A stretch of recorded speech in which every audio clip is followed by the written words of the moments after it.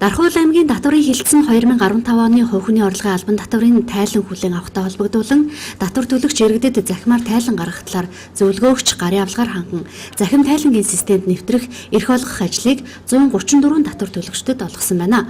Татврын хөнгөлөлтийн материалыг 1-р сарын 10-наас 2-р сарын 15-ны хооронд хүлээн авах хуулийн хугацаатай хэдий ч тайлан авах сүүлийн өдрүүд нь цагаан сарын баяртаа давхцаж байгаа тул тайлангаа ойрын хугацаанд татврын хилтэст хүлээлгэн өгөхийг сануулж байна.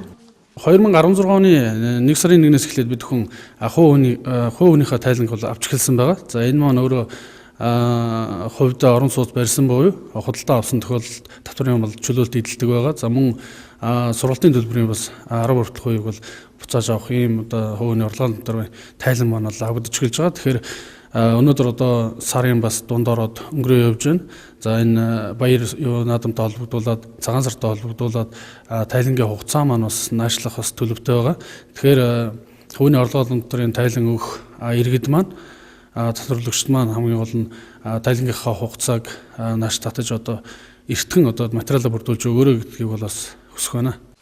Хувь хүний орлогын албан татврын хуулинд хувь хүн өөрийн орлого болон банк санхүүгийн байгууллагаас авсан зээлийн хөрөнгөөр амьдран суух зорилтоор анх удаа хувьдаа орон сууцны барилга барих эсвэл худдан авахд зарцуулсан 30 сая төгрөгөөс дээшгүй хэмжээний хөрөнгөтэй тэнцэх орлого, албан татвар төлөгчийн төрсөн буюу үржилсэн хүүхэд гадаад дотоодын ихтэйд болон мэргэжлийн боловсролын сургууль коллежид элсэн суралцж байгаа бол түүний сургалтанд төлсөн баримтаар нотлогдож байгаа төлбөрийн хэмжээгээр албан татврын хөнгөлт үзүүлнэ гэж заасан байдаг.